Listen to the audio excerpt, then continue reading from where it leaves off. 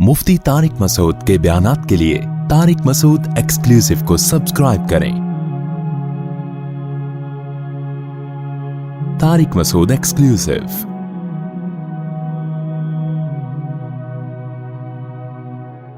रमज़ानुल मुबारक करीब है,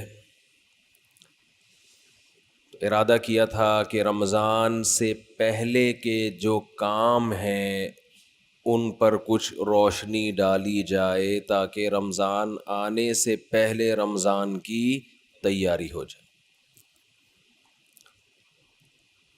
काम से पहले काम की तैयारी होती है।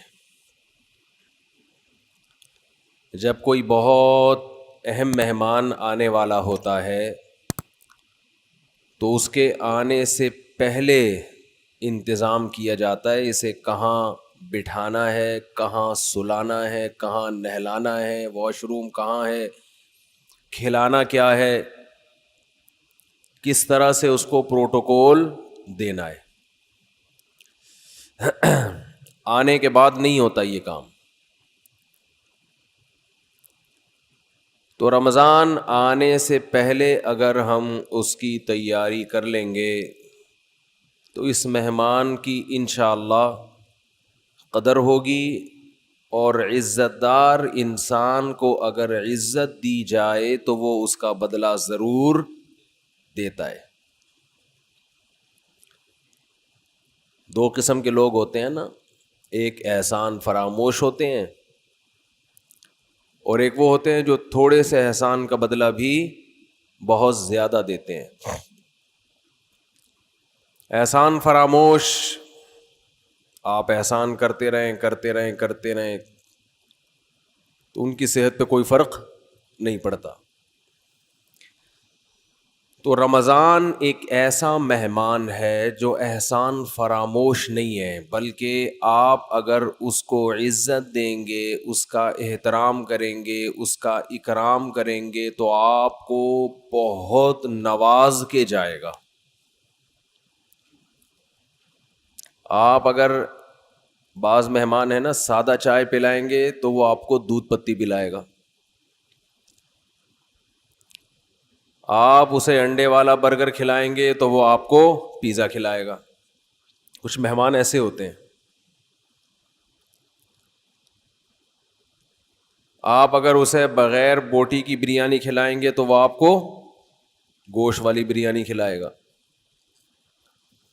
तो रमज़ान एक ऐसा मेहमान है जो थोड़ा सा इकराम करने पर भी आपको बहुत ज़्यादा नवाजता है, थोड़ा नहीं नवाजता। लेकिन रमज़ान की जो नवाजिशें हैं, रमज़ान के जो तोहफे हैं, जो रमज़ान आपको गिफ्ट देगा, अगर आप उसको इज्जत देंगे तो वो उसका गिफ्ट होना उन लोगों की समझ में आता है जिनका आखिरत पर ईमान हो। जो आखिरत को नहीं मानते, दुनिया को मुसाफिर खाना नहीं समझते, उन्हें रमज़ान जो कुछ देकर जाता है, जो गिफ्ट देकर जाता है, उस गिफ्ट की उनकी नज़र में कदर नहीं होती। समझ में आ रही है बात? मिसाल से समझाता हूँ। छोटे बच्चे जब पैदा होते हैं और फैमिली प्लानिंग वालों के गम में इजाफा होता है तो अक्सर रिश्तेदार बच्चों को लिफाफों में पैसे दे रहे होते हैं। कुछ खिलौने दे देते हैं, झुनझुना पकड़ा दिया, तो बच्चे को झुनझुना अच्छा लगता है। लेकिन अगर किसी रिश्तेदार ने 5,000 का नोट बच्चे को पकड़ा दिया, वो बच्चे को वो समझ में नहीं आता, हालांकि वो झुनझुने से ज़्यादा महंगा है और उसमें हज़ारों झुनझुने आ सकते हैं।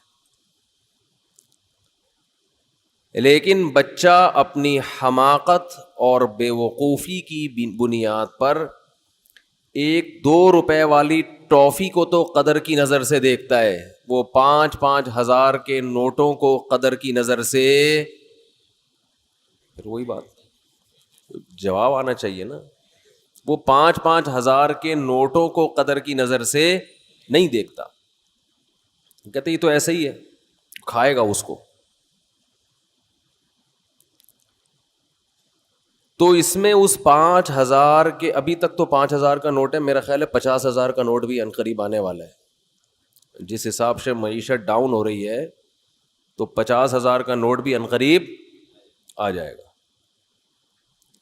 بلکہ تول کے نوٹ بکیں گے, 1 کلو 5,000 کے نوٹ چاہیے مجھے, اس طرح سے سیٹ اپ چلنے والا ہے.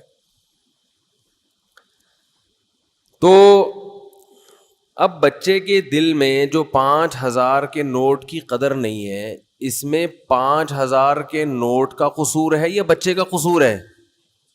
بچے کا قصور ہے. بھائی یہ 5,000 کے نوٹ میں ٹافیوں کے ڈبوں کے ڈبے آ سکتے ہیں. تو رمضان آپ کو کیا گفٹ دے کر جاتا ہے, اس گفٹ کی قدر ان لوگوں کی نظر میں ہے جو اس دنیا کو حقیقی زندگی نہیں سمجھتے. جو اس کو اصل سمجھتے ان کی نظر میں رمضان ٹینشن کے علاوہ کچھ بھی نہیں ہے, خام خواہ کی ٹینشن ہے. کیونکہ وہ کہتے ہیں رمضان مولویوں کا مہینہ ہے. کس کا ہے؟ مولویوں. سیزن آتے ہیں نا, یہ مولویوں کا ہے. تو میں یہ عرض کر رہا تھا کہ رمضان کس کا مہینہ کہلاتا ہے؟ مولاناؤں کا مہینہ. حالانکہ یہ مولویوں کا مہینہ نہیں ہے, یہ مسلمانوں کا مہینہ ہے. ان لوگوں کا مہینہ ہے جو آخرت پر ایمان رکھتے ہیں, اور جن کا آخرت پر ایمان نہیں ہے ان کے لیے رمضان A to Z tension he tension ہے, ٹینشن ہی ٹینشن.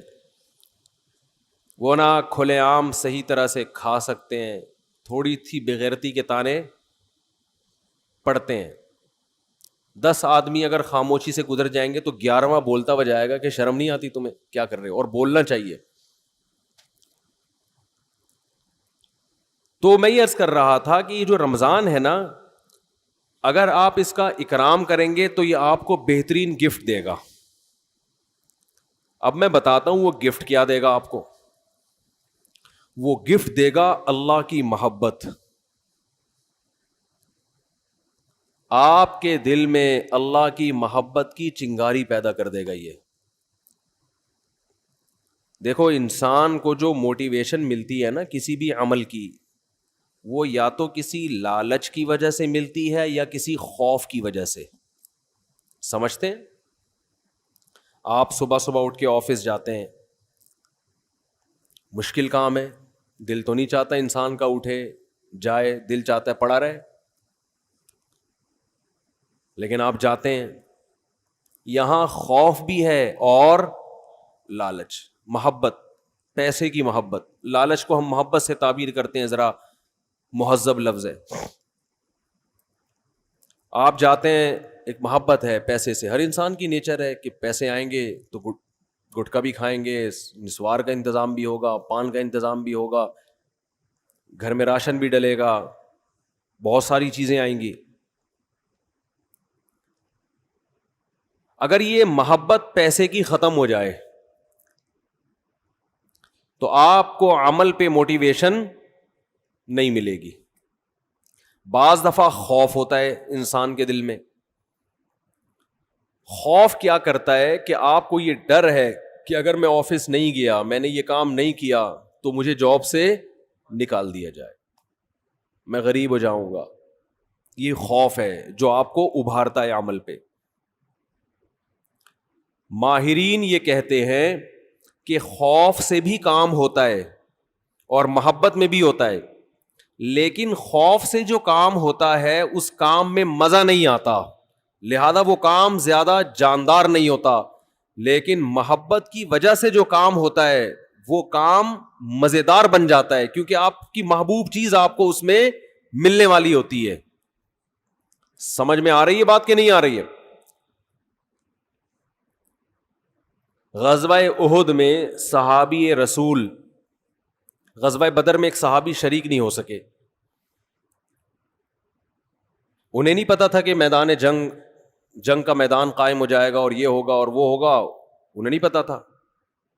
جب مسلمانوں کو فتح ہوئی تو انہوں نے منت مانی. منت ہوتی ہے نا، اللہ میرا یہ کام ہو جائے تو میں یہ کروں گا، میرا یہ کام ہو جائے تو میں یہ کروں گا، یہ واجب ہو جاتی ہے، اس لیے منتیں نہیں ماننی چاہیے. لوگ کہتے ہیں نا اللہ میرا فلاں کام ہو گیا تو میں اتنے روزے رکھوں گا، اتنا صدقہ کروں گا، وہ فرض ہو جائے گا آپ کے اوپر، اس لیے ویسے ہی دعا مانگ لیا کریں اللہ سے. بعض لوگ اتنی اونچی اونچی منتیں مان لیتے ہیں پھر ان سے پوری ہوتی نہیں ہے. تو اسلام میں الفاظ کی بہت ویلیو ہے، اور منت زبان سے ہوتی ہے، صرف دل میں ارادے سے نہیں ہوتی. اس کو عربی میں نظر کہتے ہیں، نظر، اردو میں منت. تو ان صحابی کو غزوہ بدر میں شرکت کا موقع نہیں ملا تو انہوں نے منت مانی، نظر مانی کہ اے اللہ اگر دوبارہ کوئی میدان جہاد گرم ہوا تو میں ایسی بہادری سے لڑوں گا، لَيَرَيَنَّ اللَّهُ مَا أَصْنَعُ، اللہ دیکھے گا کہ میں کیا کرتا ہوں. بظاہر یہ تکبر والے الفاظ ہیں، بظاہر یہ الفاظ کیا ہیں؟ تکبر والے، کہ اللہ دیکھے گا کہ میں کیا کر کے دکھاتا ہوں. لیکن بعض جملے الفاظ کے اعتبار سے تکبر والے ہوتے ہیں، مگر حقیقت میں وہ ایک ناز کی کیفیت ہوتی ہے. ناز، کہ اللہ میں وہ کچھ کروں گا کہ تو بھی دیکھے گا، خوش ہو جائے گا، تو ایسا کر کے دکھاؤں گا بہادری. جب غزوہ احد میں مسلمانوں کے قدم اکھڑے ہیں، ان صحابی کو اللہ سے کیا ہوا وعدہ یاد آیا کہ میں نے اللہ سے معاہدہ کیا تھا کہ اللہ میں ایسے بہادری کے جوہر دکھاؤں گا کہ تو دیکھے گا کہ میں کیا کر رہا ہوں. تو یہ کیا کر رہے تھے؟ کھجور کھا رہے تھے نا، تو کھجور کا تھیلا انہوں نے پھینکا اور انہوں نے کہا کہ جنت اتنی قریب ہے میرے، اور کھجور کھانے کا وقت بہت طویل ہے، اتنا ٹائم لگے گا اس میں، اف یہ تو بہت دیر ہو جائے گی.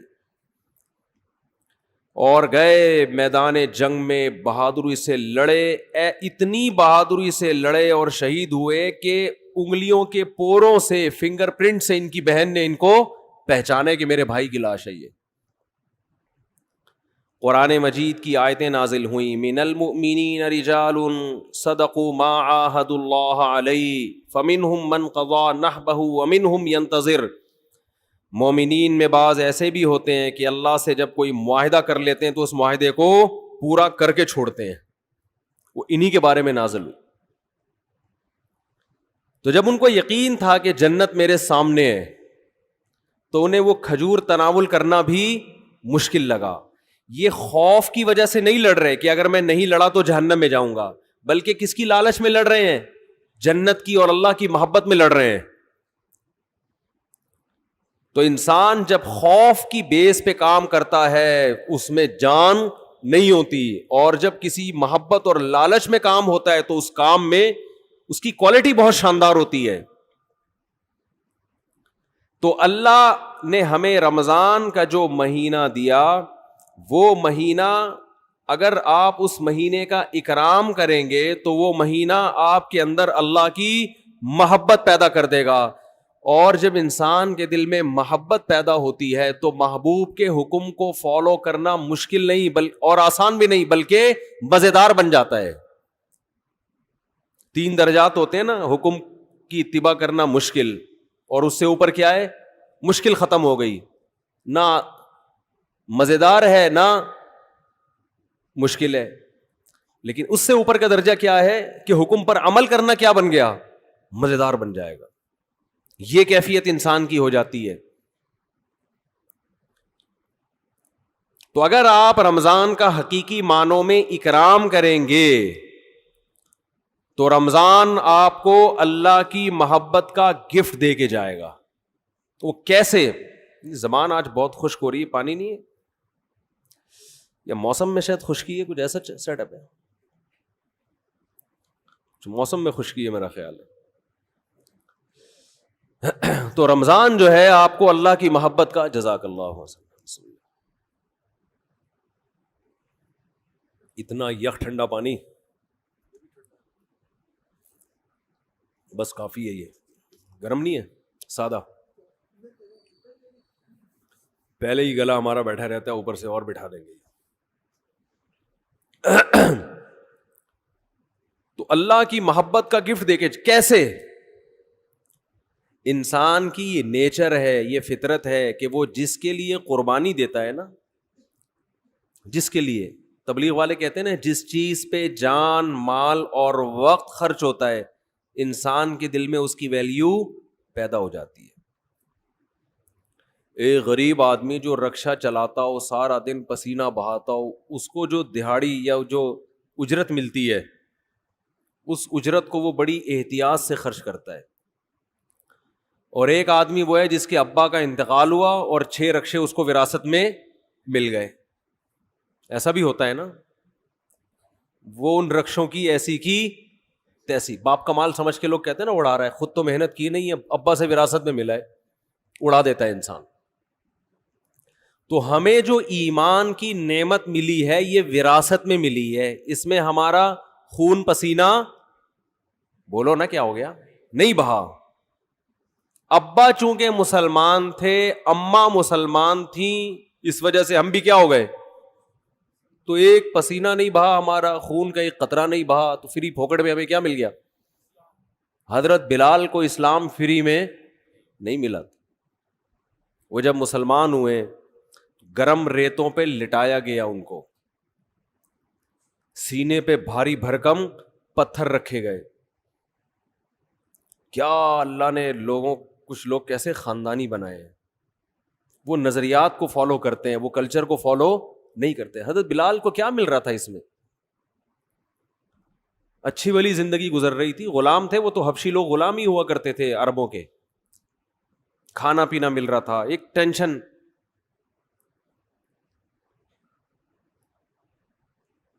تو بڑے بڑے پتھر سینے پہ رکھے جا رہے ہیں, گرم ریت پہ لٹایا جا رہا ہے, مگر نعرہ لگا رہے ہیں احد احد, خدا کیا ہے, ایک ہے, میں نہیں مانوں گا.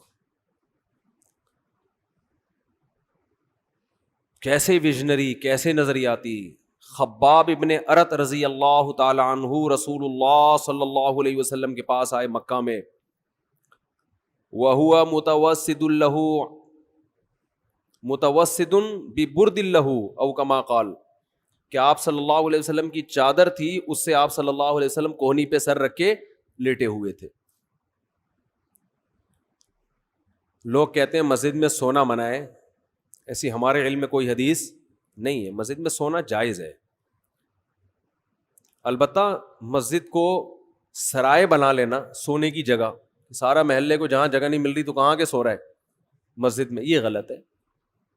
نماز کے لیے آئیں مسجد میں آپ, اور اگر کوئی آیا نماز کے لیے سستانے کے لیے ذرا لیٹ بھی جائے تو اللہ کی طرف سے کوئی پابندی نہیں ہے, آئیں نماز کے لیے. ہاں یہ نہ ہو کہ سرائے بنا لیا جائے, مسجد کو ہوٹل بنا لیا جائے, کہ جس کو جگہ نہیں مل رہی, گھر میں بیوی سے پٹا ہوا ہے, سارے محلے والے یہاں آ جائیں. لیکن بذات خود جائز ہے مسجد میں سونا. اور اگر اکا دکا کبھی کوئی مسجد میں آ بھی جائے صرف سونے کے لیے تو بھی کوئی ناجائز نہیں ہے. ناجائز اس وقت ہوگا جب اس کو عام معمول لوگ بنا لے. حضرت علی رضی اللہ تعالی عنہ کی کچھ ناراضی ہوئی حضرت فاطمہ سے, میاں بیوی میں ہوتی ہے, تو آپ صلی اللہ علیہ وسلم جب گھر گئے حضرت فاطمہ سے ملے, پتہ چلا بھائی کچھ ناراضی ہوئی ہے, اور حضرت علی مسجد چلے گئے. تو وہاں حضرت علی مٹی میں لیٹے ہوئے تھے, آرام کر رہے تھے. اسی پہ آپ صلی اللہ علیہ وسلم نے فرمایا یا ابا تراب, اے مٹی والے. تو اسی کے بعد حضرت علی اپنی کنیت کیا کہتے تھے, ابو تراب. تو اس سے پتہ چلتا ہے کہ اگر کوئی مسجد میں آ کے لیٹ جائے تو اللہ کی طرف سے کوئی پابندی نہیں ہے. لیکن یہ ضرور ہے کہ لوگ اس کو ایسا نہ ہو کہ سارے محلے والے لیٹے ہوئے, یا لیٹنے کی جگہ ہی بنا لی, کبھی کبھار ہو جاتا ہے انسان سے. مسجد والے بعض دفعہ بہت سختی کرتے ہیں. اب سفر میں جب ہم چلتے ہیں, نمازیں پڑھتے ہیں, سفر کے دوران بعض دفعہ انسان 2 رکعت پڑھی ظہر کی, تھوڑا سستانے کے لیے لیٹ گیا تو وہ ڈنڈا لے کے کھڑا ہوا ہوتا ہے, نکلو یہاں سے, پھر گالیاں بھی دے رہے ہوتے ہیں. وہی واقعہ پھر یاد آتا ہے مجھے, ایک آدمی کی بھینس مسجد میں آ گئی تو مولوی صاحب پکڑ کے ڈنڈے سے مارنے لگے. تو دیہاتی جس کی بھینس تھی وہ بھاگتا ہوا آیا, کہہ رہا مولوی صاحب بے زبان جانور ہے, اس کو مار رہے ہو, کبھی مجھے دیکھا آپ نے مسجد میں؟ یہ تو بے عقل بے زبان ہے, غلطی سے مسجد میں آ گیا, اس کو کیوں مار رہے ہو؟ میں آؤں عقل مند ہوں, مجھے مارو تو سمجھ میں بھی آتا ہے, اس بیچارے کو کیوں مارے, اس کے کیا قصور ہے؟ تو ایسا مسجدوں کا ماحول بنا لیا کہ کوئی آئے نہیں مسجد میں, تو اتنی سختی نہ کریں. تو کہاں سے کہاں بات چلی جاتی ہے یار. تو آج ویسے بھی کھوپڑی سیٹ نہیں ہے میری اس جی, کھوپڑی سیٹ آرام نہ ہونے کی وجہ سے نہیں ہے, ویسے کھوپڑی سیٹ ہے الحمدللہ. تو رمضان کی بات چل رہی تھی. ہاں میں یہ عرض کر رہا تھا کہ فری میں جو انسان کو چیز ملتی, ہمیں ایمان ملا ہے فری میں. ابا مسلمان اماں مسلمان تو ہم بھی مسلمان, سارے اڑوس پڑوس مسلمان ہیں, قدر نہیں ہے. صحابہ کو ایمان ملا محنت کرنے کے بعد. آج بھی بہت سے غیر مسلمان ہوتے ہیں, میں حیران ہوتا ہوں, بعض ہندو بچیوں کے فون آتے ہیں, گھر کے اندر رہتے ہوئے مسلمان ہو گئی. ایک ہندو لڑکی کا 2-3 سال پرانی بات ہے, فون آیا, میرا خیال ہے 16-17 سال, یہ بچپنے ہی کی, مینٹلی تو انسان بچہ ہی ہوتا ہے اس وقت. اس نے اسلام قبول کیا, پورے رمضان کے روزے بھی گھر میں رکھے, کسی نے اس کو تبلیغ نہیں کی, نماز بھی چھپ چھپ کے گھر میں پڑھ رہی ہے, اور والدین اتنے سخت ہیں کہ اگر ان کو پتا چل گیا تو جان سے مار دیں گے, یہ خطرہ ہے. میں نے اس سے پوچھا, 2-3 سال پرانی بات ہے, میں نے پوچھا آپ کو کس نے تبلیغ کی؟ اس نے کہا میری یہ سمجھ میں نہیں آتا کہ ہمارے والدین پتھر کی بنی ہوئی مورتیوں کو کیوں پوجتے ہیں, ان میں کیا رکھا ہوا ہے؟ صبح مٹھائی رکھ کے جائیں گے, شام کو بھی وہ مٹھائی ویسی کی ویسی. جو بھگوان مٹھائی نہ کھا سکے وہ ہماری حاجت روائی مشکل کشائی کہاں سے کرے گا؟ اتنے بڑے بڑے عقل مندوں کو یہ بات سمجھ میں نہیں آ رہی, ایک 15-16 سال کی بچی کو یہ بات سمجھ میں آ گئی, اس کی کھوپڑی میں آ گئی یہ بات. کہہ رہی پھر میں نے ویڈیوز دیکھی یوٹیوب پہ علماء کی, اور وہ پھر اللہ نے اس کو ہدایت دی, تو وہ وہیں اس نے کلمہ پڑھا, وہیں مسلمان ہوئی, کسی کو نہیں بتایا کیونکہ مار دیں گے اس کو. چھپ کے نمازیں پڑھ رہی, ایسے بہت ہیں, ایک نہیں ہے. تو یہ وہ لوگ ہیں جن کی اسلام پر کچھ خرچ ہوا ہے, محنت ہوئی ہے. ہمیں اسلام ملا ہے فری میں, قربانی نہیں ہے. تو اللہ رمضان کے ذریعے, حج کے ذریعے, قربانی کے ذریعے, مختلف عبادتوں کے ذریعے ہم سے قربانی دلواتے ہیں کہ کچھ کرنا پڑے گا. سورہ عنکبوت میں اللہ نے کیا فرمایا کہ تم یہ سمجھتے ہو کہ تم جنت میں داخل ہو جاؤ گے, وَهُمْ لَا يُفْتَنُونَ, تمہیں آزمایا نہیں جائے گا, ایسا نہیں ہو سکتا, اللہ آزمائے گا. تو آزمانے کے طریقے نماز بھی ہیں, آزمانے کے طریقوں میں زکوٰۃ, صدقات و خیرات بھی ہے, آزمانوں کے طریقے میں ایک طریقہ کیا ہے؟ رمضان بھی ہے. تو یہ وہ مہینہ ہے جس کا آپ اگر اکرام کریں گے تو یہ آپ کے دل میں جانے سے پہلے پہلے اللہ کی محبت کی چنگاری بھڑکا کر چلا جائے گا. اور جب اللہ کی محبت کی چنگاری بھڑکے گی دل کے اندر, تو آپ کے لیے عمل کرنا مشکل نہیں, آسان نہیں, بلکہ مزیدار ہو جائے گا. کیونکہ محبوب کی خاطر قربانی دینے میں انسان کو مزہ آتا ہے, بشرطے کہ اس کو پتا ہو کہ میرا محبوب مجھے دیکھ رہا ہے, اس کو یہ پتا ہو.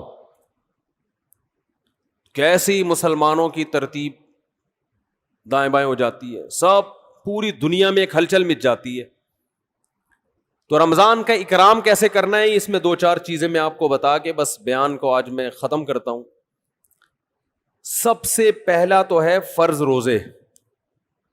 یہ تو رمضان تو رکن ہے نا, رمضان کے روزے. ابھی سے نیت کریں کہ رمضان کا ایک روزہ بھی قضا نہیں کرنا ہے, تو کچھ بھی ہو جائے. دیکھو جو سوچ کے روزے رکھتا ہے نا, اس کے لیے روزہ رکھنا مشکل ہے. جو نہ رکھنے کا آپشن ہی ختم کر دے, اس کو پتہ بھی نہیں چلتا, پورا مہینہ گزر جاتا. بعض لوگ روزے کے بارے میں سوچتے ہیں رکھوں کہ نہیں رکھوں, ان کے لیے ایک ایک روزہ ٹینشن ہے, ایک ایک روزہ ٹینشن.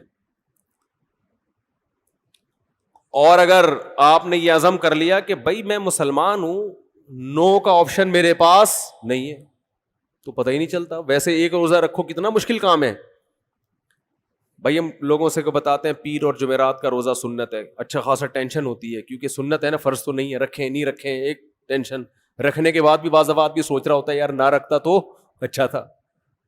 بعض دفعہ یہ بھی وسوسے آنا شروع ہوتے ہیں شیطان کی طرف سے.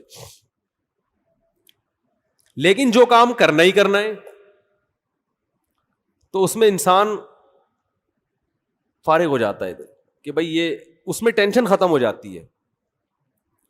تو یہ نہ سوچیں کہ میں کتنے رکھوں گا. خواتین کے جو ایام ہوتے ہیں نا مینسز کے, ان ایام کی حفاظت, ان کو شمار کرنا عورت پہ فرض ہے. یہ خوب سمجھ لیں. آج کل یونیورسٹیوں میں اچھا یہ جو راکٹ والا مضمون تھا نا, یہ بھی میں چھوٹی سی بات بتا دوں کہ یہ جو مسلمان علماء کا اس سے تعلق نہیں ہے کہ آپ چاند پہ پہنچنے کے نہیں پہنچ رہے, اس کا ہماری یونیورسٹیوں سے تعلق ہے. چاند پہ پہنچنے کے طریقے یونیورسٹیوں میں پڑھائے جاتے ہیں, سمجھتے ہو کہ نہیں سمجھتے؟ تو ہونا یہ چاہیے تھا کہ ایک تصویر آ رہی ہوتی, ایک ویڈیو آ رہی ہوتی, جاپان کے سائنسدان یا امریکہ کے سائنسدان چاند پہ پہنچ رہے ہیں, نیچے کراچی اور لاہور یونیورسٹی کی بھی ویڈیو آ رہی ہوتی کہ وہاں بھی سائنسدان لگے ہوئے ہیں, پروفیسر لگے ہوئے ہیں کہ ہم غبارے کو چاند تک کیسے پہنچائیں. چلو پہلا غبارے کا تجربہ کر لیں, پھر راکٹ بھی بھیجیں گے. تو یہ مولویوں کو گالیاں نہ دیا کریں, یہ اپنے سائنسدانوں کو برا بلا کہا کریں, یہ حکمرانوں کو کہا کریں. نہیں آ رہی میرا خیال ہے بات سمجھ میں؟ یہ مولاناؤں کا ہیڈک نہیں ہے کہ چاند پہ جا رہے کہ نہیں جا رہے. اس کی مثال ایسے ہے کہ جیسے کوئی ابھی کرونا کی وبا پھیلی ہوئی ہے نا, کرونا کی وبا پھیلی ہوئی ہے, ڈاکٹر ایک ویڈیو آ رہی ہے جس میں ڈاکٹر ویکسین تیار کر رہے ہیں, دوسری ویڈیو آ رہی ہے جس میں کربلا کے واقعات بیان ہو رہے ہیں, تیسری ویڈیو آ رہی ہے کہ اس میں 4 شادیوں کا تذکرہ ہو رہا ہے, چوتھی آ رہی ہے. تو اب اس میں لوگ کہہ رہے ہیں مولانا لوگ دیکھو کیا کر رہے ہیں, ادھر وہ کرونا کی ویکسین تیار کر رہے ہیں اور ادھر مولانا لوگ کیا کیا الٹی باتیں کر رہے ہیں. تو بھائی وہ جو ویڈیو, اس میں ایک ویڈیو ایسی بھی آنی چاہیے کہ ہمارے ڈاکٹر بیٹھے ہوئے ہیں کرونا کی ویکسین بنانے کے لیے, تو ہمارے ڈاکٹروں کی سرے سے کوئی ویڈیو آ ہی نہیں رہی ہے. تو پھر یہی ہوگا کہ کیلے کا رخ قبلے کی طرف ہے کہ نہیں ہے, پھر تو یہی ہوگا نا کچھ. بھائی فیس بک والے کو کچھ تو چلانا ہے نا ویورز بڑھانے کے لیے, تو اس کو ہمارے سائنسدان مل ہی نہیں رہے, کوئی دھماکے کرتے ہوئے, کوئی راکٹ بھیجتے ہوئے, تو پھر وہ 4 شادیوں کی ویڈیو چلائے گا اور کیا کرے گا وہ. تو یہ مولاناؤں کی ٹینشن نہیں ہے بھائی, یہ ہماری یونیورسٹیوں کا جو نظام تعلیم اور ہمارے حکمرانوں کی کرپشن, انہوں نے ملک کو کھنڈرات میں دھکیل دیا ہے. میں تو کہتا ہوں جو فیس بک پہ ویڈیوز ڈالتے ہیں نا, یہ نہ ڈالا کریں کہ کیلے کا رخ قبلے کی طرف ہے کہ نہیں ہے, کیونکہ لوگ کہتے ہیں یہ دیکھو کس چیز میں لگے ہوئے. اصل ویڈیو یہ آنی چاہیے کہ ایک طرف آپ یہ دکھائیں کہ سائنٹسٹ خلائی سیارے بھیج رہے ہیں آسمان میں, وہاں سے چھلانگے مار رہے ہیں, دوسری طرف کراچی کے گٹر کے ڈھکنوں کی تصویریں آنی چاہیے. ڈھکن یہاں کیا ہوئے ہوئے ہیں, کھلے ہوئے ہیں. تیسری طرف گدے گھوڑے کی لیدوں کی تصویریں آنی چاہیے, کچرے کے ڈھیر آنے چاہیے, چرسی آنے چاہیے پائپ کے اندر بیٹھے ہوئے. پھر اصل لبرل لوگوں کا اصل چہرہ آئے گا, کیونکہ یہ جو ملک ہے لبرل لوگوں کے ہاتھ میں, یہ مولاناؤں کے ہاتھ میں نہیں ہے. پھر آئے گا ایک طرف دیکھو سائنسدان راکٹ بھیج رہے ہیں وہاں پہ, اور ادھر کراچی میں گٹر کے ڈھکن لگانے کے لیے بھی حکومت تیار نہیں ہے. تو لوگ سائنسدانوں کا مولویوں سے مقابلہ کروا رہے ہیں, حالانکہ دونوں کی فیلڈ بالکل الگ الگ ہے. نہیں آ رہی میرے خیال. تو آسمان میں خلائی سیارے بھیجنا مولویوں کی فیلڈ تھوڑی. مولوی موٹیویشن کرے گا, آپ کو موٹیویٹ کرے گا کہ سیارہ بھیجنے کے کیا اسلام میں فضائل ہیں, ٹھیک ہے نا, سائنسدان بننے کے کیا فضائل ہیں, ڈاکٹر بننے کے کیا فضائل ہیں, وہ مولانا بیان کرے گا. ہر چیز میں علماء کو برا بلا کہتے ہیں لوگ. دوسری بات یہ کہ فیس بک اور یوٹیوب کی دنیا تو کھلی ہوئی ہے نا, بہت سے لوگ مولانا نہیں ہوتے, مولانا بن کے آئے ہوئے ہیں وہ. تو آپ ہر ایک پر یہ ٹھپا لگا رہے ہیں مفتی ہیں. مفتی عبدالقوی کو بھی لوگوں نے کیا بنا دیا, اتنے فون آئے میرے پاس, مفتی صاحب دیکھیں مفتی عبدالقوی کیا کر رہے ہیں, یہ ہوتے ہیں مفتی. میں نے کہا بھائی اس پہ کہاں مفتی لگانے پر گورنمنٹ کی طرف سے کوئی پابندی نہیں ہے. کس نے بولا یہ مفتی ہے؟ کسی کو بھی اٹھا کے مفتی آصف زرداری صاحب کر دو آپ, پھر کہو دیکھو یہ مفتی لوگ کیا کیا کر رہے ہیں. مفتی کا ڈگری کوئی ہمارے ملک میں کوئی سسٹم نہیں ہے, پتھر اٹھاؤ مفتی نکلے گا نیچے سے. اور صرف یہ مفتیوں کے ساتھ نہیں ہو رہا, ڈاکٹروں میں بھی ایسے ہی ہے, جعلی سرٹیفکیٹ کے ڈاکٹر بھرے ہوئے ہیں, اور حکیم تو ہول سے, جس کا دنیا میں کوئی کام نہیں ہے وہ حکیم بنا ہوا ہے, اور اس سے بھی زیادہ ہول سیل کے حساب سے روحانی عامل ہیں, روحانی جن چڑیل بھوت بھگانے والے, وہ تو اتنے ہر ایک کو روحانی علاج آتا ہے. ایک صاحب مجھے دبئی میں ملے کہ میرا روحانی علاج کر دیں. میں نے کہا میرا ایک یوٹیوب پہ وہ ہے کلپ ہے اس بارے میں, بڑے خوش ہوئے, کہتے ہیں اس کلپ کا نام کیا ہے, کلپ کا, میں نے کہا اس کا نام ہے روحانی علاج والوں کا علاج, روحانی علاج والوں کا علاج. تو خیر میں جلدی سے بات کو سمیٹ کے ختم کرتا ہوں, وقت پورا ہو گیا, کہ بھائی دیکھو اللہ کے لیے جب قربانی دو گے نا تو قربانی کے صلے میں اللہ کی محبت پیدا ہوگی. پہل آپ کو کرنی پڑے گی. ایک بالش آپ آؤ گے تو اللہ آپ کی طرف ایک ہاتھ آئے گا, پہل آپ کو. تو اس پہل میں آج یہ عزم کرے سب سے پہلے, میں خواتین کے کچھ بات عرض کر رہا تھا کہ اپنے جو ان کے مینسز کے ایام ہوتے ہیں ان کو عورت پر واجب ہے کہ وہ نوٹ کر کے رکھے, کیونکہ عادت سے اس کا تعلق ہے کہ جتنے دن کسی خاتون کی عادت ہے پھر اگلے مہینے اتنے دن تک وہ ایام شمار ہوں گے. یہ میں زیادہ ڈیپ میں نہیں جا رہا ابھی. تو بہت سی خواتین پاک ہو جاتی ہیں مگر روزہ چھوڑ دیتی ہیں, بہت سی ناپاک ہوتی ہیں مگر روزہ رکھتی ہیں, تو مسائل کا علم ہے ہی نہیں. بہشتی زیور ایک جامعۃ الرشید نے چھاپی ہے, آسان بہشتی زیور, تسہیل بہشتی زیور کے نام سے. وہ کتاب ہر گھر کی ضرورت ہے. اس میں بہت روز مرہ کے مسائل لکھے ہوئے. ہمارے اہل حدیث حضرات اس پہ اعتراضات کرتے ہیں, تو کسی مسئلے پر اعتراض کریں تو میرے سامنے لے کر آئیں اس کو. سمجھتے ہیں کہ نہیں سمجھتے؟ اعتراض کرنا آسان ہوتا ہے, گورنمنٹ کی طرف سے کوئی پابندی نہیں ہے. ابھی میرا وہ بات ہوئی تھی نا, مناظرہ لوگوں نے نام دے دیا, حالانکہ مناظرہ نہیں تھا. اس میں ہوا یہ تھا کہ وہ یہ بار بار کہہ رہے تھے تقلید یہ ہے تقلید وہ ہے. میں نے کہا آپ بیٹھیں پہلے مجھے بتائیں تو آپ کے ہاں تقلید کی ڈیفینیشن کیا ہے, تو میں پہلے لکھوں گا, پھر اگلی نشست میں ہم اس پہ کیا کریں گے, بحث کریں گے. کیونکہ ایسے ادھر ادھر باتیں کرنا بہت آسان ہوتا ہے. تو سامنے بیٹھ کے آپ مجھے ریٹرن لکھ کے دیں, میں پہلے آپ کے دعوے کو سمجھوں گا, آپ کا دعویٰ ہے کیا, پھر ہم اس پہ بحث کریں گے. تو محترم نے دعویٰ یہ بتایا کہ کسی کی کو بلا دلیل فالو کرنا کیا کہلاتا ہے, تقلید, اور یہ حرام ہے, ناجائز ہے. تو میں نے کہا کسی کی بھی تقلید و حرام ہے؟ انہوں نے کہا کسی کی بھی تقلید و حرام ہے. وہ موجود ہے, ریکارڈ ہے.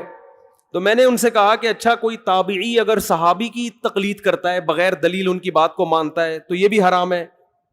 اب وہ یہاں کی بات کو انہوں نے کیا شروع کر دیا, گھمانا.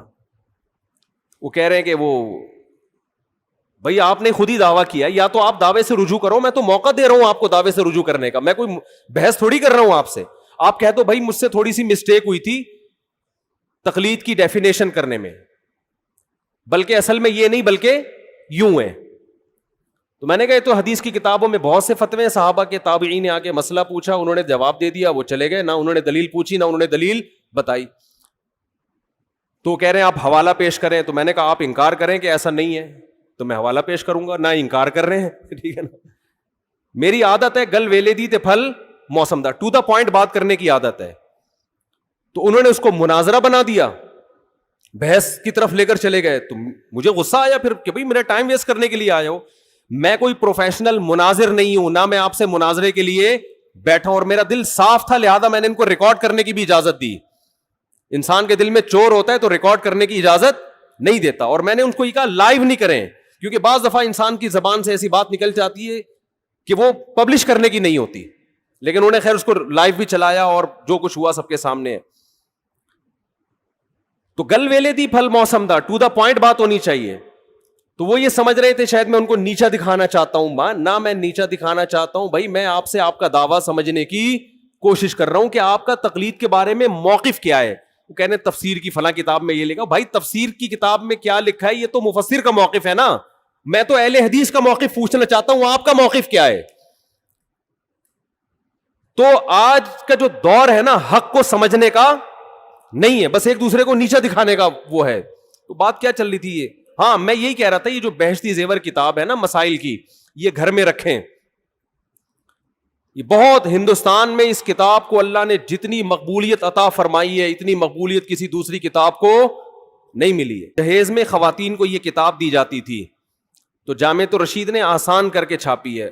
اور اگر کوئی اہل حدیث حضرات کہتے ہیں یہ غلط ہے, یہ قرآن و سنت کے خلاف ہے, تو مجھے بتائیں کون سا مسئلہ قرآن و سنت کے خلاف ہے, میں اس کا جواب دوں گا انشاءاللہ. اور پھر ان سے کہیں کہ آپ ایک ایسی کتاب لے کر آئیں جو قرآن و سنت کے موافق ہو. آپ تو مسائل کی کتاب لکھیں نا, آپ کی تو کوئی ہے ہی نہیں اس طرح کی. یہ فوراً جواب میں کہتے ہیں ہماری کتابیں یہ جو ابو داؤد اور بخاری ہماری ہیں. تو آپ بخاری اور ابو داؤد گھر میں رکھیں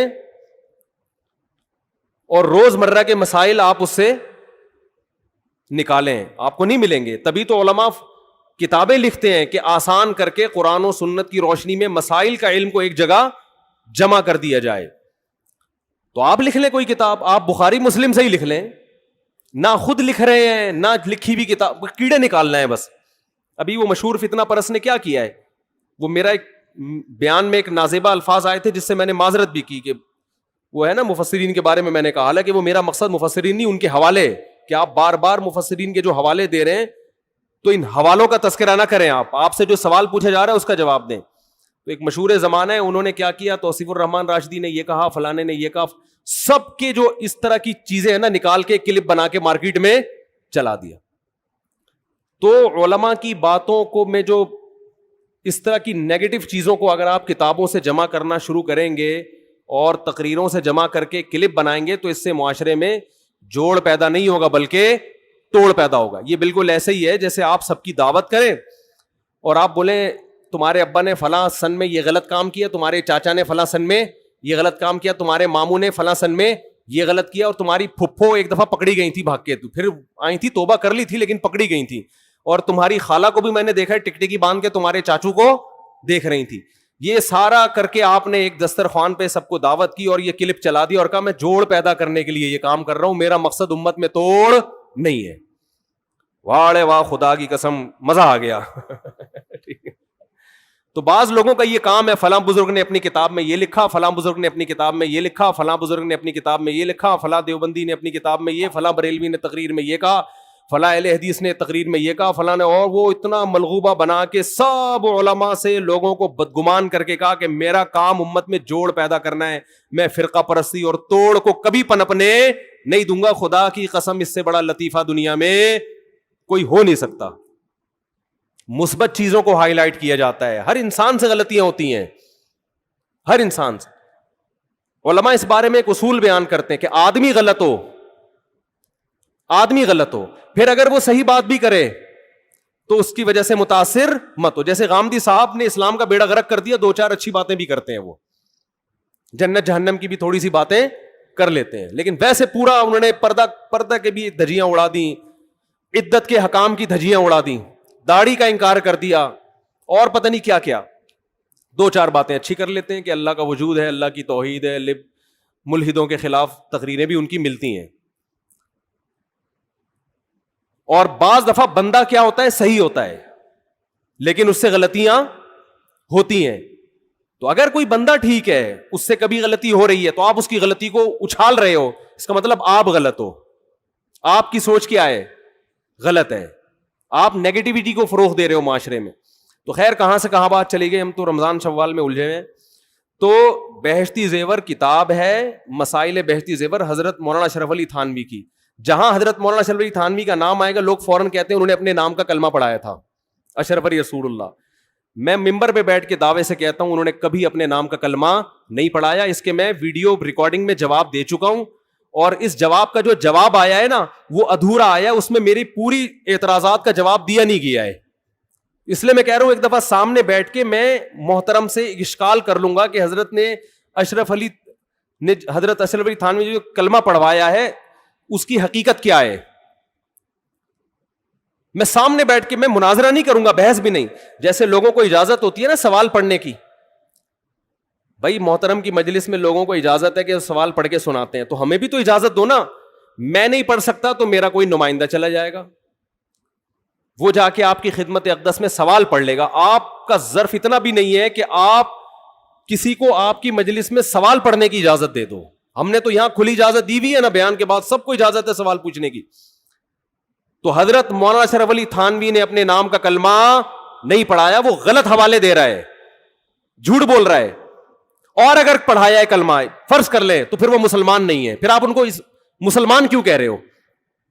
جو آدمی یہ دعویٰ کرے کہ مولانا اشرف علی تھانوی نے اشرف علی رسول اللہ کا کلمہ پڑھوایا ہے، کیا وہ مسلمان ہو سکتا ہے جو یہ کلمہ پڑھوائے؟ قادیانی مرزا غلام احمد قادیانی کے نام کا کلمہ پڑھتے ہیں، اس وجہ سے کافر ہے یا نہیں ہے؟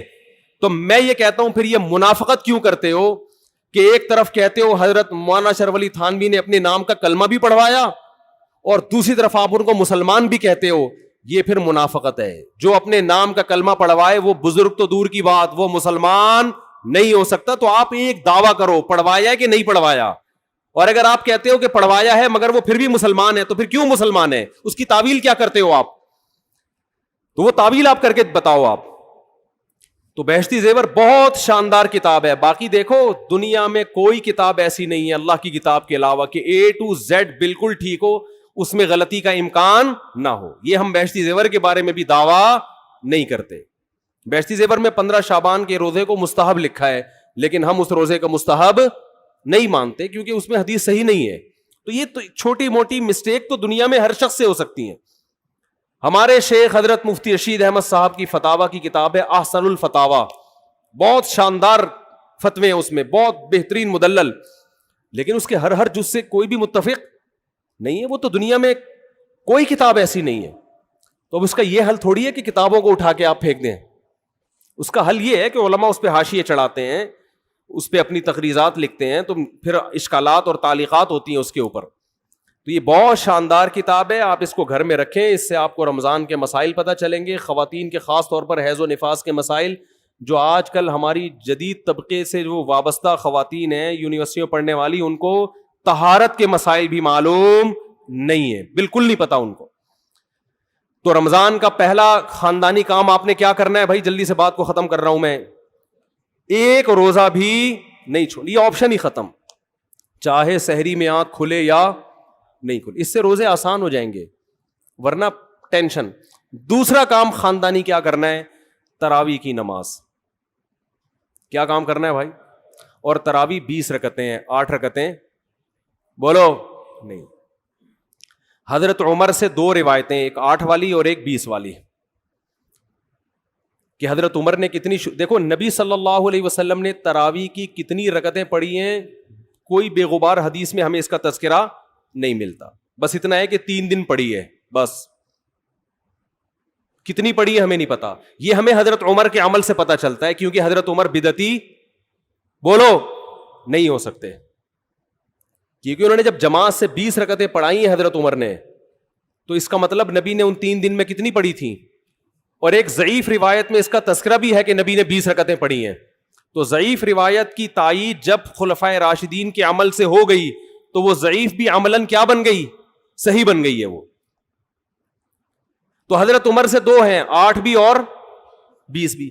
8 والی پر امت نے کسی امت نے عمل ہی نہیں کیا، کیونکہ وہ بالاتفاق مضطرب ہونے کی وجہ سے ضعیف ہے، سند کی وجہ سے نہیں بلکہ مضطرب. کیونکہ جو راوی حضرت عمر سے 8 بیان کر رہا ہے وہی کتنی بھی بیان کر رہا ہے؟ 20 بیان کر رہا ہے. اور جب ہم صحابہ کے دور میں دیکھتے ہیں تو ہمیں سب جگہ 20 نظر آ رہی ہیں، 8 کہیں بھی نظر نہیں آ رہی. تو یہ کیسے ممکن ہے کہ حضرت عمر نے 8 شروع کی ہوں اور کوفہ، بصرہ، دمشق، شام، مصر سب جگہ 20 ہو رہی ہوں؟ اس سے پتہ چلتا ہے کہ حضرت عمر سے جو 20 والی روایت ہے وہ صحیح ہے، 8 والی صحیح نہیں ہے. اور اس کی سب سے بڑی دلیل یہ ہے کہ موطا امام مالک میں ہے 8 رکعتوں والی، جو امام مالک نے نقل کی ہے، لیکن امام مالک خود 8 کا فتویٰ نہیں، وہ خود 20 سے زیادہ کے قائل ہیں، وہ تو 20 کے بھی نہیں 36 کے قائل ہیں. تو یہ کیسے ممکن ہے کہ کتاب کا مؤلف 8 والی ذکر کر رہا ہو مگر خود اس روایت کو وہ اس پر عمل نہ کر رہا ہو؟ ان باتوں کا کسی اہل حدیث عالم کے پاس جواب نہیں ہے. ترمذی میں ایک روایت پیش کی جاتی ہے امام احمد بن حنبل سے، یہ روایت ہے کہ اس میں کوئی مخصوص عدد ثابت نہیں ہے، جتنی چاہے پڑھ لو.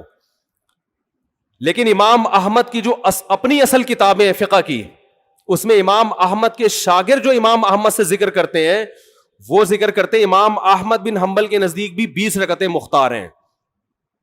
سمجھ نہیں آ رہی میرا خیال ہے بات. تبھی فقہ حنبلی میں تراویح کی رکعتیں کتنی ہیں؟ 20. اور امام ابو حنیفہ کے نزدیک بھی. لوگ پتہ ہے مجھ سے کیا کہتے ہیں؟ لوگ جو ہے نا کہتے ہیں کہ یار آپ ان حدیثوں کا انکار کر رہے ہو جس میں 8 آتا ہے. 8 والی جو بخاری کی حدیث ہے نا اس کا تراویح سے کوئی تعلق نہیں ہے. بخاری میں آتا ہے نبی رمضان اور غیر رمضان میں 8 پڑھتے تھے, اس کا تراویح سے کوئی تعلق, وہ تو غیر رمضان میں بھی تھی. اتنی سینس نہیں ہے یار, آپ ہمیں قرآن و حدیث سکھا رہے ہو اور ہمیں اپنا مقلد بنا رہے ہو اتنے بڑے بڑے مجتہدین کی تقلید چھوڑ کے. میں لوگوں سے ایک بات کہتا ہوں, ایک قرآن و حدیث وہ ہے جو ابو حنیفہ, شافعی, مالک اور احمد بن حنبل نے سمجھا, اور ایک قرآن و حدیث وہ ہے جو 15ویں صدی کے مولوی سمجھ رہے ہیں. کس کی فہم زیادہ صحیح ہوگی؟ بولو بھائی. ایک قرآن وہ ہے جو انجینئر بیان کر رہا ہے حدیث, ایک حدیث کی تفصیل وہ ہے جو امام مالک بیان کر رہے ہیں, ابو حنیفہ بیان کر رہے ہیں جن کی 80 ہجری میں پیدائش ہوئی ہے, تابعین میں سے ہیں, جو امام شافعی بیان کر رہے ہیں. تم امام شافعی کو چھوڑ رہے ہو, تم امام ابو حنیفہ کو چھوڑ رہے ہو, تم امام مالک کو چھوڑ رہے ہو, تم احمد بن حنبل جیسے محدث اور فقیہ جو امام بخاری کے استاذوں میں ہیں ان کو چھوڑ کر فالو کس کو کر رہے ہو؟ انجینئر کو. اور تم کہہ رہے ہو ہم صرف قرآن و حدیث کو مانتے ہیں, ہم کسی اور چیز کو نہیں مانتے. تم قرآن و حدیث کو نہیں مانتے میرے بھائی, تم مقلد ہو, اندھے مقلد ہو. تم قرآن و حدیث کی اس تشریح کو مانتے ہو جو انجینئر کر رہا ہے, اس تشریح کو نہیں مانتے جو احمد بن حنبل کر رہے ہیں, جو ابو حنیفہ کر رہے ہیں, جو امام مالک کر رہے ہیں, جو امام شافعی کر رہے ہیں. یہ بڑے بڑے تابعین, تبع تابعین, مجتہدین جن کو پوری امت نے فالو کیا ہے. تو 8 رکعت کی جو موطا امام مالک کی حدیث ہے, اس 8 رکعت پہ امام مالک نے فتویٰ نہیں دیا. کیوں؟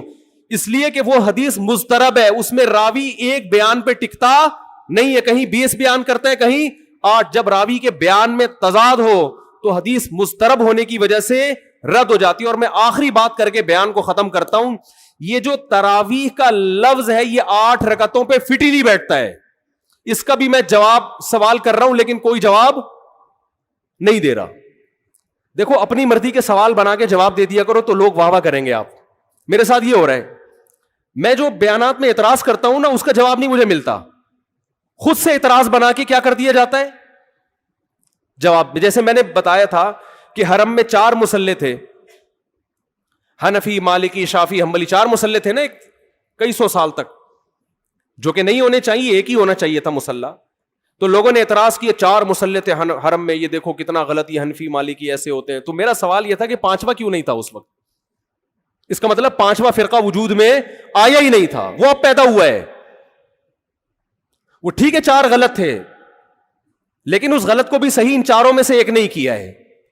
سمجھ رہے ہیں کہ نہیں بھئی ایک امام ہونا چاہیے, 4 الگ الگ جماعتیں نہیں ہونی چاہیے. لیکن اس کا مطلب 700 سال تک امت یہ سمجھتی رہی کہ اہل سنت والجماعت کے 4 نمائندے ہیں, 4 مکتب فکر, 5واں کوئی تھا ہی نہیں, لہذا اس کا کوئی مصلی تھا ہی نہیں.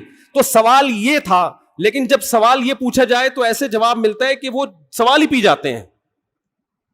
سوال یہ جواب یہ دیا کہ غلط ہو رہا تھا, یہ بدعت ہے, اور یہ بدعت ہے, یہ ناجائز ہے. تو ہم کب کہہ رہے ہیں کہ صحیح تھا بھائی وہ, لیکن یہ پوری دنیا میں نہیں ہو رہا تھا, یہ صرف حرم میں ہو رہا تھا. اور اس کو ختم بھی حنبلیوں نے کیا ہے کہ نہیں جی امام ایک ہونا چاہیے, سارے چاہے حنفی ہو شافعی ہو اس امام کے پیچھے نماز پڑھیں گے. سمجھ میں آ رہی ہے بات کہ نہیں آ رہی؟ تو سوال یہ تھا کہ 700 سال یا 400 سال تک امت کی نمائندگی ان 4 مکاتب فکر نے کی ہے حرم میں, 5ویں نے کوئی اپلیکیشن بھی نہیں دی. اس کا مطلب 5واں تھا ہی نہیں. اور جو آپ یہ مختلف الفاظ بیان کرتے ہو کہ امام احمد بن حنبل اہل حدیث تھے, فلاں میں اہل حدیث تھے, تو امام احمد بن حنبل اگر اس طرح کے اہل حدیث تھے تو پھر امام احمد بن حنبل کے فالوورز کو اہل حدیث کیوں نہیں کہا جاتا ہے, حنبلی کیوں کہا جاتا ہے؟ نہیں آ رہی بات میرا خیال. یہ ایسے ہی ہے جیسے جماعت المسلمین والے کہتے ہیں کہ ہم نبی کے دور سے ہیں, اور پھر بخاری میں دکھاتے ہیں جماعت المسلمین کے الفاظ. او بھائی یہ والی جماعت المسلمین نہیں تھی, یہ تو باقاعدہ آپ نے رجسٹر کروائی ہے 1975 میں. وہ جماعت المسلمین صحابہ کو جماعت المسلمین کہا گیا ہے. تو یہ جو اہل حدیث کا لفظ ہمیں پرانے وقتوں میں ملتا ہے, یہ محدثین کے لیے ملتا ہے, یہ کسی مخصوص فرقے کے لیے نہیں ملتا. پھر بھی میں اہل حدیث کو اہل سنت میں داخل سمجھتا ہوں, میں پھر بھی ان کو نہیں کہتا کہ جہنم میں جائیں گے, لیکن میں کہتا ہوں کہ آپ کم از کم اس چند 100 سال پہلے آپ پیدا ہوئے ہیں, آپ کی جماعت وجود میں آئی, ہم پھر بھی آپ کو گلے لگانے کے لیے تیار ہیں, اور ہم صدیوں سے چلے آ رہے ہیں. آپ ہمیں کیا کر رہے ہو؟ آپ ہمیں گمراہ لوگوں میں داخل کر رہے ہو.